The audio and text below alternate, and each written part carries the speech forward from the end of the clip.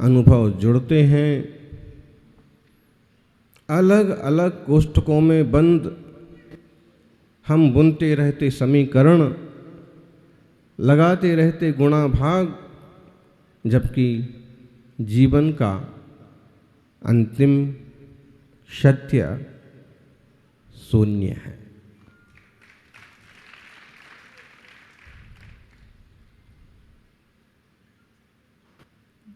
गणित में ही तो उलझा रहता है चित्त।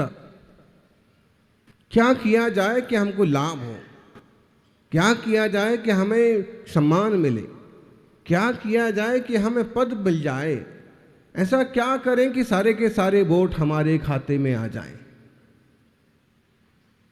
बाजार में सबसे ज्यादा हमारी दुकान चले, बाजार में सबसे ज्यादा कमाई हमारी हो।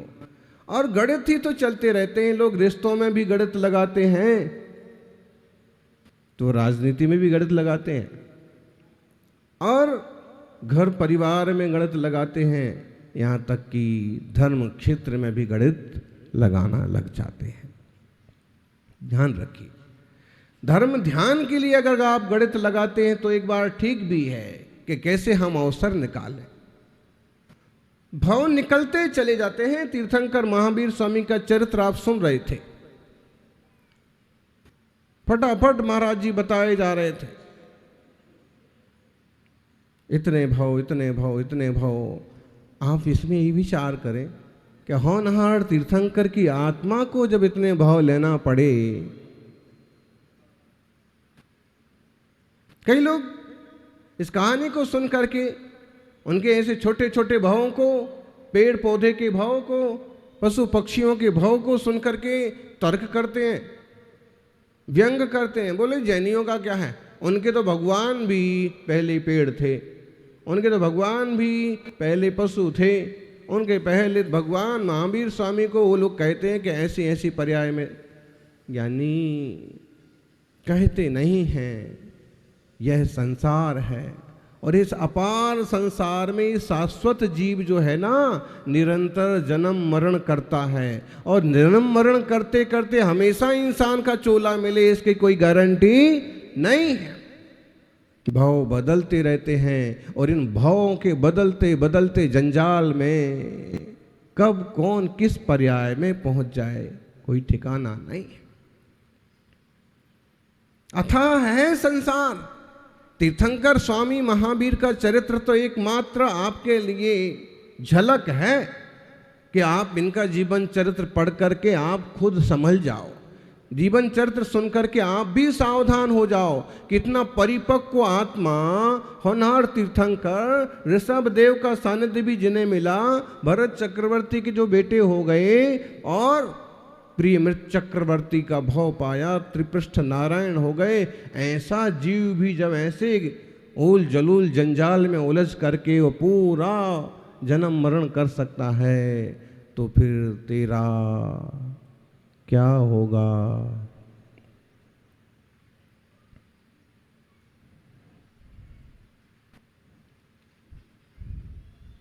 तेरा क्या होगा ये मत कहो, मेरा क्या होगा।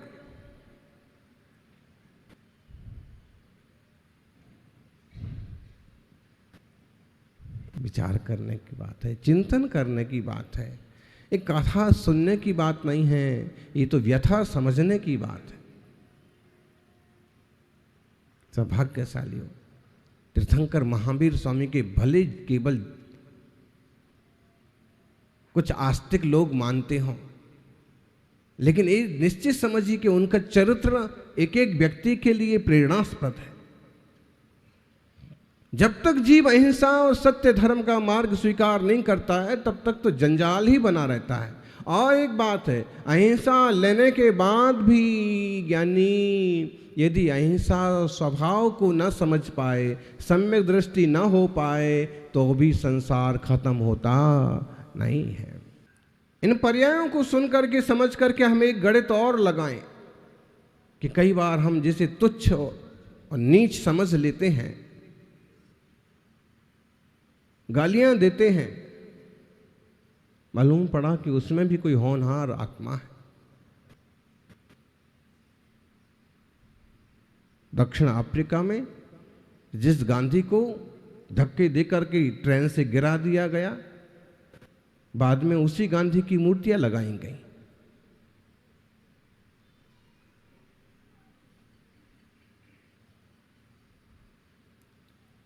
आपके साथ और कभी अपने आजू बाजू में भी देखा जाता है कि पहले जिसका अपमान किया हो, बाद में वही लीडर बन के आ गया, विधायक बन के आ गया, मंत्री बन के आ गया।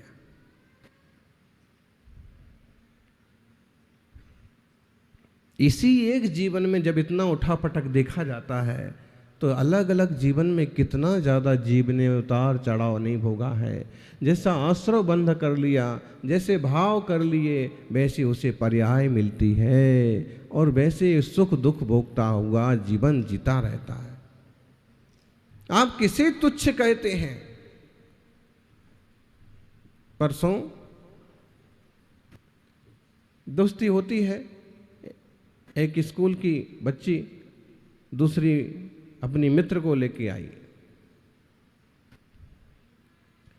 दोनों किशोरियों ने एक मिट्टी की मूर्ति बनाई थी।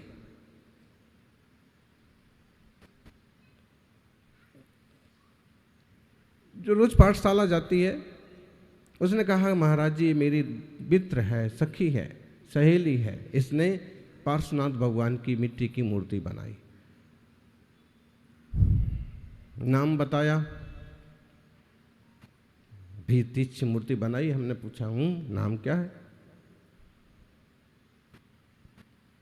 खटीक बताया।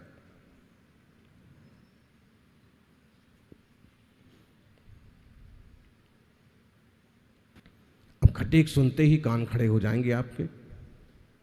मतलब इसमें तो बहुत सारे लोग ऐसे होते हैं कि जो पशु पंछियों को, जानवरों को मारने काटने का ही काम किया करते हैं। अरे रे रे, महाराज जी के पास तक कैसे आ गए? लेकिन जब उसको पूछा कि बेटे नॉन वेज का इसका त्याग करोगे, उसकी माँ भी साथ में थी। उन्हें बताया हमारे घर में कभी भी नॉन वेज नहीं खाया जाता।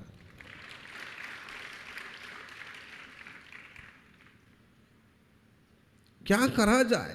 किसका कहाँ जन्म हो गया है, कौन किस तरह के संस्कारों में जी रहा है, और कभी अच्छे संस्कारियों से उनकी संगति बैठ जाए या दोस्ती हो जाए तो उनके जीवन भी, पुरवा का जीवन बदल गया ना।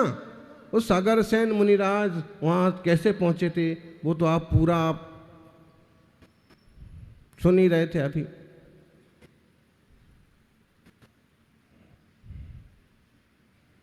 ध्यान में विराजे सागर सेन मुनिराज, और जब उनने आशीर्वाद दिया दोनों जीवों को और अहिंसा का व्रत स्वीकार किया, हिंसा ही करने वाला, शिकार करने वाला भी अहिंसा का संकल्प कर सकता है। किसी की ठेकेदारी थोड़ी है, जरूरी थोड़ी है कि जो जैन कहलाएं वे ही अणुव्रतों का पालन करें, वे ही अहिंसा के मार्ग पर चलें, वे ही नियम पालें। नहीं, कि कोई भी जीव, यहाँ तक कि पशु पंछी भी, वह भी व्रतों को स्वीकार करके आत्म कल्याण कर सकता है, जैसा कि इसी जीव ने शेर की पर्याय में किया। शेर की पर्याय में जब मुनियों का सानिध्य मिला और समझ में आया कि होनहार तीर्थंकर, अहो, और उसने हिंसा का त्याग कर दिया, पापों का त्याग कर दिया। आप देखते क्या हैं? आप कुत्ते में सिर्फ कुत्ता देखते हैं इसलिए डंडा लेके मारने दौड़ते हैं। आप जानवर को सिर्फ जानवर देखते हैं इसलिए उसको पीटते हैं, घसीटते हैं। आप गरीब को सिर्फ गरीब देखते हैं इसलिए आप उसे तुच्छ समझते हैं। महावीर स्वामी कहते हैं सिर्फ पर्याय मत देखो। इस बदलते संसार में कितने बार तुम भी छोटे बन चुके और बड़े बन चुके। अभी आप सुन रहे थे, वृक्ष की पर्याय में चले गए इतने 1000 बार, और फिर राजा भी हो गए 5000 बार। राजा कितने बार बन गए? 50,000 बार। सेठ बन गए, साहूकार बन गए। इस संसार के रंग मंच पर जीव बार बार रोल बदलता रहता है। कोई एक कलाकार अपनी ज़िंदगी में 150 रोल करता है, 1000-2000 पिक्चर्स करता है और इतने रूप धरता है, लेकिन हमारा यह जीव इस संसार के चक्र में बार बार बार बार नए नए रोल लेता है, नए नए सुख दुख भोगता है। ज्ञानी जिनवाणी माँ कहती है, आंखें खोलो और इस भाव में ऐसा कुछ कर लो कि बार बार का जन्म मरण का जंजाल खत्म हो जाए। आप सिर्फ पर्याय क्यों देखते हैं, पर्याय के भीतर क्यों नहीं देखते? लोग तो इतना कम देख पाते हैं, इतना संकीर्णता से देखते हैं कि नहीं, उन्हें इंसान इंसान नजर नहीं आता, साधु साधु नजर नहीं आता, प्रभु प्रभु नजर नहीं आता। ज्ञानी जानो, जागो, सावधान हो। देखने की कला, सुनने भी एक कला है, बोलना भी एक कला है, देखना भी एक कला है। आपको आंखों से सुंदर दिखा, असुंदर दिखा, गोल मटोल दिखा, पशु पंछी दिखा, इंसान दिखा, गरीब दिखा, अमीर दिखा, सोना पहने हुए है, चांदी पहने हुए, ये सब दिखा, लेकिन जो देखने की कला जानता है ना, उस सम्यक दृष्टि को इसके भीतर भी एक भगवान आत्मा दिखता है। ये जीव में भी भगवान आत्मा है। कौन सा भाव इसका बदलेगा और कब पार हो जाएगा। अशोक पाटनी कल मुनिराज का आहार हुआ, तो आहार करा के आए, हो गया तो हमने कहा था ना आज उनके ही यहाँ होने वाला है, और नहीं हुआ तो क्या महाराज इतना भी लिहाज नहीं करते हैं। पहले कलश लेने वाले के तो पहले दिन चले जाना चाहिए कम से कम। क्या करा जाए दुनिया वालों का, चले गए तो हम तो कहते ना आज तो अशोक जी के यहीं जाने वाले।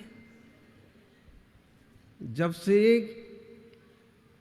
किशनगढ़ में आए हैं और बहुत बार लंबे टाइम तक भी चौका भी लगा, लेकिन पहले दिन पड़गाहन हमारा, लोग तो बिल्कुल अटकल लगाएंगे, उनको सब पड़गाहन करने वाले को तो उत्साह रहता ही है कि हाँ आज गुरु बड़े महाराज आना चाहिए, आज मुनि महाराज आना चाहिए, उनका तो रहता ही है। लेकिन एक बार भी पहले दिन पड़गाहन नहीं हुआ। लेकिन एक बात और है, किसी का पुण्य जब होता है ना, तो कहीं ना कहीं ऐसा अवसर मिलता है कि हो ही जाता है। बताओ 90 डिग्री कहाँ पर आता है? किशनगढ़ में ही आता है। और वो एक ऐसा स्टॉप था कि किशनगढ़ का पहली आहारचर्या हुई पाटनी जी के, और वहां कोई दूसरा था ही नहीं। थे, ऐसा नहीं ऐसा कह दो आपके कोई नहीं था वहां पर, और 10 थे, लेकिन योग बना। अच्छा, तो हम आपको बता रहे दृष्टि या सोच या देखने की कला कैसे होती है। कल मुनि महाराज का आहार हुआ, जिनका केस लॉन्च हुआ सिद्धार्थ सागर जी का। तो अशोक जी आके बोलते हैं, महाराज जी जब भी मैं इन महाराज जी को देखता हूं, आप क्या देखते हैं? कई लोग तो मुनि महाराज में मुनि महाराज ही नहीं देख पाते। छुल्लक जी को भी कहते क्या छुल्लक जी आ गए, आप क्या करें, अब आ गए तो ठीक है, अब करा दो आहार। हाँ, अरे वो होनहार अरहत परमात्मा है, पता नहीं किस ढंग से वो साधना का उनका निचोड़ सामने आ जाए और वो जीव भी 1-2 भाव में भाव पार हो जाए। लाइन तो पकड़ ली है ना। अरे भाई सीए की परीक्षा में बैठे हैं, आईएएस की परीक्षा में बैठे हैं, और कहीं अगर लग गया ठिकाने पर तीर, तो कलेक्टर बनने से कौन रोक लेगा? एसपी बनने से कौन रोक लेगा? जब साधना कर ही रहे हैं, अगर कर्मों की क्षयपणगा की लाइन में आगे आगे बढ़ते गए तो सिद्ध होने से कौन रोक लेगा।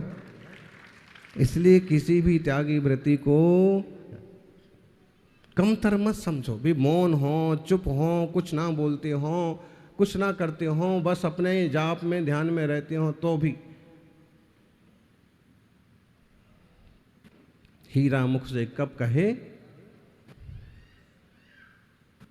तो आर के बाद बोले महाराज जी को जब भी मैं देखता हूं तो मुझे ऐसे लगता है कि महावीर भगवान के पिताजी सिद्धार्थ भी ऐसे ही रहे होंगे। अगर उनने मुनि दीक्षा ले ली होगी तो बिल्कुल डिक्टो ऐसे ही रहेंगे। कैसे? गोल मटोल, सुंदर सलोने, चुपचाप शांत, अपनी साधना से मतलब, अपने उपास व्रत से मतलब, और उदासीन प्रवृत्ति। आप देखना चाहो तो आप छोटे से मुनिराज में बहुत कुछ देख लेते हो। उनको सिद्धार्थ महाराज नजर आ गए जिसकी आप कल्पना नहीं कर सकते। ये दृष्टि से पुण्य कमाया जाता है ज्ञानी। आज आपके यहाँ छोटे से महाराज जी का पड़गान हुआ। अब आप सबको क्या करें, बड़े महाराज तो बड़े बड़े लोगों के यहाँ चले जाते हैं, हमारे यहाँ तो क्या है, वो आखिर में जो बचते हैं छुल्लिकानी माता जी। हाँ, कैसे बोलेंगे? छुल्लकानी, छुल्लिका जी बोलो तो भी ठीक है, उसमें कानी और जोड़ देते। अरे भाई, पात्र मिल गया, ये भी जीवन का सौभाग्य है। आप उनमें देख लो ना बड़े महाराज,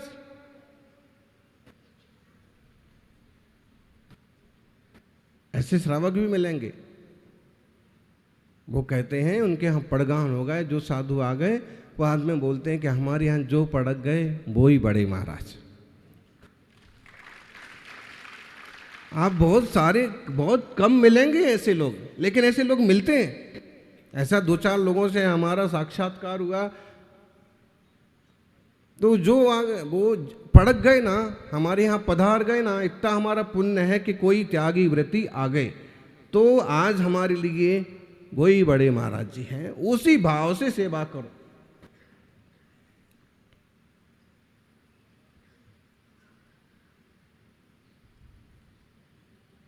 सौभाग्यशाली हो।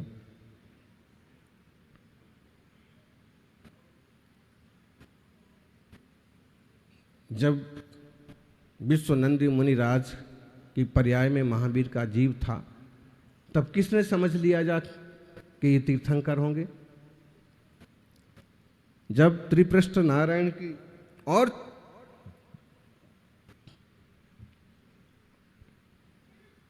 भील की पर्याय में जीव था, तो किसने समझा था कि तीर्थंकर बनेगा? उस समय तो ऐसे ही व्यवहार होता होगा जैसे आम लोगों के साथ होता है। इतना ध्यान रखो कि अपना विचार सुधारें, अपना व्यवहार सुधारें। व्यवहार से हमारे लिए रिश्तेदार हो सकते हैं, छोटे बड़े हो सकते हैं, वो लिहाज किया जाएगा, लेकिन निश्चय से ये समझो प्रत्येक आत्मा होनहार परमात्मा है।